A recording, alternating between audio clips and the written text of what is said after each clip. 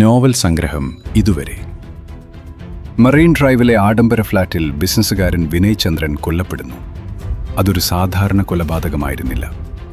ഒരു തുള്ളി രക്തം പോലും തറയിൽ വീഴ്ത്താതെ ചന്ദനത്തിരിയുടെ സുഗന്ധം പടർത്തി നടത്തിയ ഒരു റിച്വലിസ്റ്റിക് മർഡർ. അവിടെ ഞങ്ങൾ കണ്ടെത്തിയത് മുദ്രദേഹത്തിൻ്റെ. കയ്യിൽ കണ്ടത് അയാളുടെ തന്നെ രൂപത്തിലുള്ള ഒരു മരപ്പപ്പാവയെയാണ്. കൊലയാളി ഞങ്ങളെ പരിഹസിച്ചുകൊണ്ട് ഫോണിൽ വിളിച്ചു പറയുന്നു, ഇൻവെസ്റ്റിഗേഷൻ ടീമിലെ ഒരാൾക്ക് വന്ന പാർസൽ നോക്കാൻ. ആ പാർസലിലുണ്ടായിരുന്നത് CPO അഞ്ജലിയുടെ രൂപത്തിലുള്ള മരപ്പാവയായിരുന്നു. അവളുടെ കഴുത്തിൽ മുറുക്കിയ ആ ചുവന്ന നൂൽ ഒരു മരണവാറുണ്ടായിരുന്നു. കൊലയാളി ഞങ്ങളെ കണ്ടുകൊണ്ടിരിക്കുകയാണ്. അവൻ അടുത്ത നീക്കം നടത്തിക്കഴിഞ്ഞു. ലോജിക്കിനും മരണത്തിനുമിടയിലുള്ള ആ നൂൽപാലത്തിലൂടെയാണ് ഞങ്ങളിപ്പോൾ നടക്കുന്നത്. അധ്യായം 2.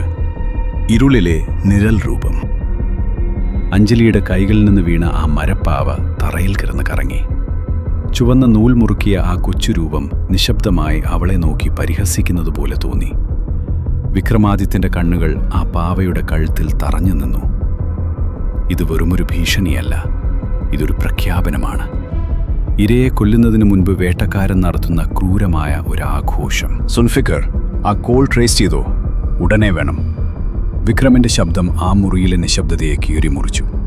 സുൽഫിക്കർ തന്റെ ടാബ്ലറ്റിൽ അതിവേഗം വിരലുകൾ ചലിപ്പിച്ചു. അവന്റെ നെറ്റിയിൽ വിയർപ്പ് തുള്ളികൾ പൊടിയുന്നുണ്ടായിരുന്നു. സർ, അതൊരു സാറ്റലൈറ്റ് കോളാണ്. ലൊക്കേഷൻ ജമ്പ് ചെയ്തുകൊണ്ടിരിക്കുന്നു. ഇപ്പോൾ കാണിക്കുന്നത് കൊച്ചി കായലിന് നടുവിലാണ്. It's impossible sir. അവൻ നമ്മുടെ നെറ്റ്വർക്കിനെ കളിയാക്കുകയാണ്. മീര പതുക്കെ അഞ്ജലിയുടെ അടുത്തേക്ക് നീങ്ങി. ഒരു പ്രൊഫഷണൽ ഇൻവെസ്റ്റിഗേറ്റർ എന്ന നിലയിലുള്ള അഞ്ജലിയുടെ ആത്മവിശ്വാസം ആ ഒറ്റ മരപ്പാവയിൽ തട്ടിച്ചിതറിപ്പോയിരുന്നു. അഞ്ജലി, റിലാക്സ്. ഇതൊരു മൈൻഡ് ഗെയിമാണ്. മീര അവളുടെ തോളിൽ കൈവച്ചു. വിക്രം, ഇയാളുടെ സൈക്കോളജി നോക്കൂ. ഇയാൾക്ക് നമ്മളോട് പുച്ഛമാണ്.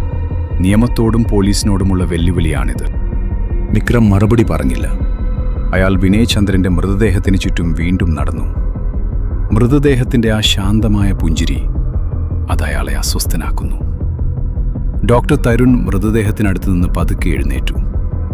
വിക്രം, ഒരു കാര്യം ശ്രദ്ധിച്ചോ? തരുൺ തന്റെ ഗ്ലൗസ് ഊരിമാറ്റി. ഇയാളുടെ ശരീരത്തിൽ മയക്കുമരുന്നിന്റെ അംശമില്ല. അതായത് മരിക്കുമ്പോഴും ഇയാൾ പൂർണ്ണ ബോധത്തിലായിരുന്നു. അതിനർത്ഥം കൊലയാളി ഇയാളെ കീഴ്പ്പെടുത്തിയത് ശാരീരിക ബലം കൊണ്ടല്ല. ഇതിനു പിന്നിൽ മറ്റെന്തോ വശീകരണമുണ്ട്.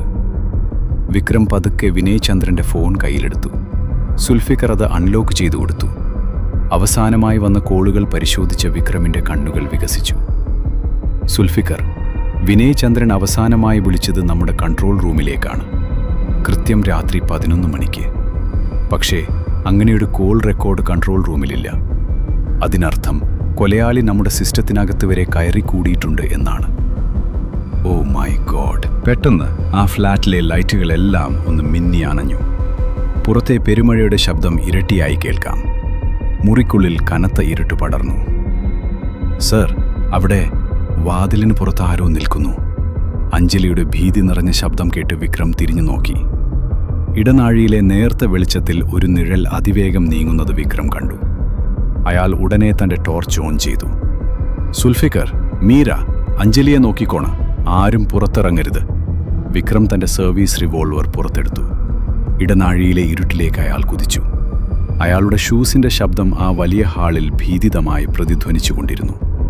ഇടനാഴിയുടെ അറ്റത്ത് ലിഫ്റ്റിനടുത്തായി ആ നിഴൽ നിന്നു. ഒരു കറുത്ത ഓവർകോട്ട് ധരിച്ച രൂപം. സ്റ്റോപ്പ്! പോലീസാണ്! Who are you? Hands up! Vikram ആക്രോശിച്ചു. പക്ഷേ ആ രൂപം അനങ്ങിയില്ല. വിക്രം പതുക്കെ അടുത്തേക്ക് നീങ്ങി. ടോർച്ച് വെട്ടം ആ രൂപത്തിന്റെ മുഖത്തേക്ക് അടിച്ചു. വിക്രമിന്റെ വിരലുകൾ ഒന്ന് വിറച്ചു. അതൊരു മനുഷ്യനായിരുന്നില്ല. മരത്തിൽ കൊത്തിയെടുത്ത ഒരു മനുഷ്യരൂപം. ഒരാൾ പൊക്കമുള്ളൊരു വലിയ തടിപ്പാവ. ആ പാവയുടെ നെഞ്ചിൽ ഘടിപ്പിച്ചിരുന്ന ചെറിയ സ്പീക്കറിൽ നിന്ന് ആ വികൃതമായ ശബ്ദം വീണ്ടും കേട്ടു. വിക്രം, നീ വൈകിപ്പോയി. നിന്റെ ടീമിലെ ഒരാളിപ്പോൾ നിശ്വാസം നിലച്ചു വീഴും. ചുവന്ന നൂൽ മുറുകി തുടങ്ങി. വിക്രം ഭ്രാന്തമായി തിരിഞ്ഞ് ഫ്ലാറ്റിലേക്ക് ഓടി. മീര, സുൽഫിക്കർ! അയാളുടെ ശബ്ദം ആ ഇടനാഴിയിൽ തട്ടിപ്രതിധ്വനിച്ചു. ഫ്ലാറ്റിനുള്ളിലെത്തിയ വിക്രം കണ്ട കാഴ്ച അയാളെ തളർത്തിക്കളഞ്ഞു. മീരയും സുൽഫിക്കറും തറയിൽ ബോധരഹിതരായി കിടക്കുന്നു. മുറിയിലാകെ ചന്ദനത്തിരിയുടെ നീല കലർന്ന പുക നിറഞ്ഞിരിക്കുന്നു. ആ പുകയ്ക്കിടയിൽ അഞ്ജലിയെ മാത്രം കാണാനില്ല. തുറന്നു കിടന്ന ബാൽക്കണിയുടെ വാതിലിലൂടെ തണുത്ത കാറ്റകത്തേക്ക് അടിച്ചു കയറുന്നു. വിക്രം അങ്ങോട്ടേക്ക് പാഞ്ഞു. ബാൽക്കണിയുടെ കൈവരിയിൽ അഞ്ജലിയുടെ ID കാർഡ് കാറ്റിലാടുന്നുണ്ടായിരുന്നു. വിക്രം താഴേക്ക് നോക്കി. ഇരുട്ടിൽ നിന്ന് ആരോ ഉറക്കെ ചിരിക്കുന്ന ശബ്ദം അയാൾ കേട്ടു. അത് തൻ്റെ മനസ്സിൻ്റെ ഭ്രമമാണോ, അതോ ആ കൊലയാളി ഇപ്പോഴും ഈ മുറിയുടെ ഏതോ കോണിൽ ഒളിച്ചിരിപ്പുണ്ടോ? പെട്ടെന്ന് വിക്രമിൻ്റെ കാലിൽ എന്തോ തടഞ്ഞു. തറയിലൊരു പുതിയ മരപ്പാവ ഇരിക്കുന്നു. ഇത്തവണ ആ പാവയുടെ 2 കൈകളും ഒടിഞ്ഞ നിലയിലായിരുന്നു.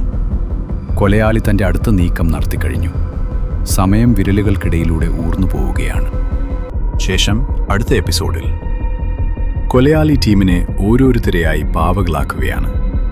അഞ്ജലിയെ രക്ഷിക്കാൻ വിക്രമാദിത്യന് കഴിയുമോ? നിങ്ങളുടെ നിഗമനങ്ങൾ താഴെ കമൻറ്റ് ചെയ്യൂ. അടുത്ത അധ്യായം ഉടൻ വരുന്നു. സബ്സ്ക്രൈബ് ചെയ്യാൻ മറക്കരുത്.